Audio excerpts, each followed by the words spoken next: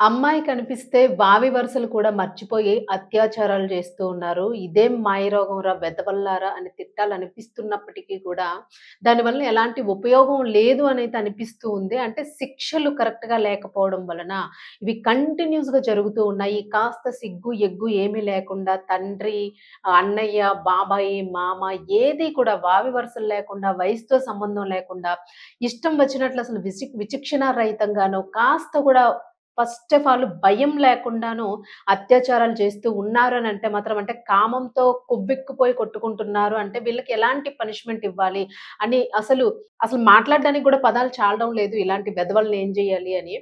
ప్రస్తుతానికైతే మాత్రము నేను చెప్తున్న ఒక విషయము చాలా బాధ కలిగించింది. దీనికి ఇటువంటి వాళ్ళకి ఎలాంటి శిక్ష వేసినా కూడా అసలు శిక్ష కాదసలు.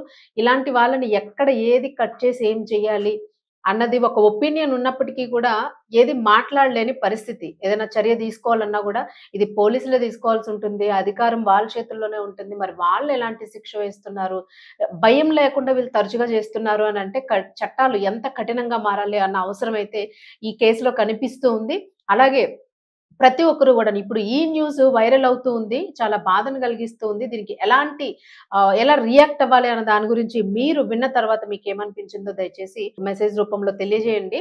శ్రీ సత్యసాయి జిల్లా ధర్మవరంలో దారుణమైన ఘటన చోటు చేసుకుంది. 14 ఏళ్ల మైనర్ బాలిక ఆరోగ్యం బాగాలేదని చెప్పేసి హాస్పిటల్‌కి తీసుకెళ్లడంతో ఆమె గర్భం దాల్చింది అనే విషయము డాక్టర్లు ఒక క్లారిటీ ఇచ్చారు. దాంతో డాక్టర్లు గూడా కంగుతిన్నారు. 14 ఏళ్ల బాలికకి గర్భం దాల్చడం ఏంటి అని జెప్పేసి.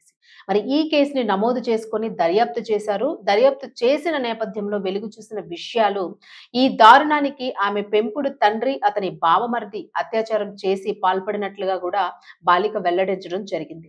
నెలలు తరబడి మైనర్ బాలిక పైన లైంగిక దాడి జరిగినట్లుగా ఈ కేసులో తెలుస్తూ ఉంది. బాలికను బెదిరించి అత్యాచారం చేశారనే ఆరోపణలు గూడా వినిపించాయి. అనారోగ్యంతో ఆస్పత్రి పాలైన బాలికకు ట్రీట్మెంట్ చేస్తుండగా 5 నెలల గర్భం బయటపడింది. ఇక పూర్తి వివరాల్లోకి వెళితే బాలికను 14 ఏళ్ల క్రితం ఒక జంట దత్తత తీసుకున్నారు.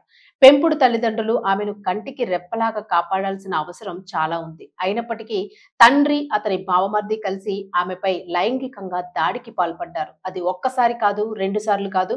కొన్ని నెలల పాటు తరబడి కొనసాగిన ఈ దాడి అనేది ఆమెని గర్భవతిని చేసింది. అంతేకాకుండా నిందితులు బాలికను బెదిరించి చంపేస్తామంటూ కూడా ఈ అఘాయిత్యానికి పాల్పడ్డారని బాలిక పోలీసులకు వాంగ్మూలం ఇవ్వడం జరిగింది.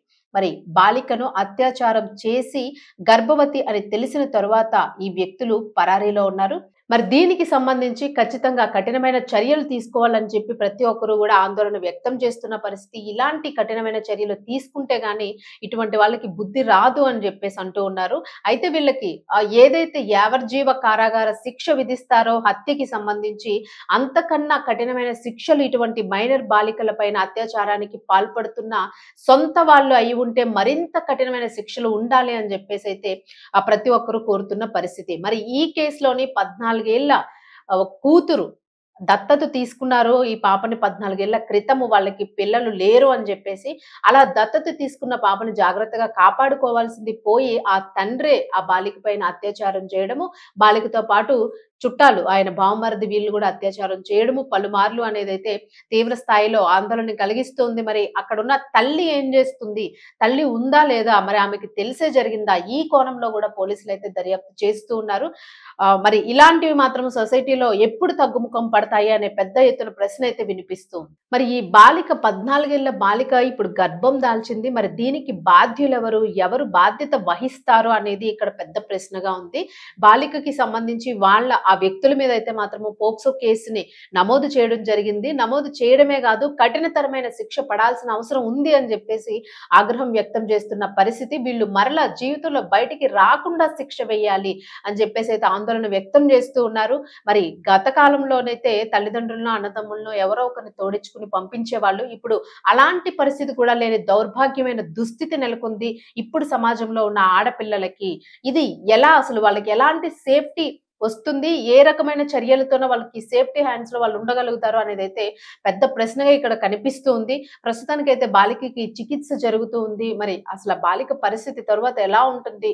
ఏదైనా గర్భానికి సంబంధించి వైద్యులు ఎలాంటి నిర్ణయం తీసుకోబోతూ ఉన్నారు? ఎందుకంటే గర్భాన్ని మోసే వయస్సు కాదు. అలాగే ఎటువంటి వావి వరుసలు లేని వ్యక్తితోని ఆ పాపకి గర్భం వచ్చింది కాబట్టి దాన్ని ఏం చేస్తారు అనేదైతే మాత్రం ఒక కీలక నిర్ణయం తీసుకోబోతూ ఉన్నారు అధికారులు. అలాగే బాలల చట్టంకి సంబంధించి కూడాను.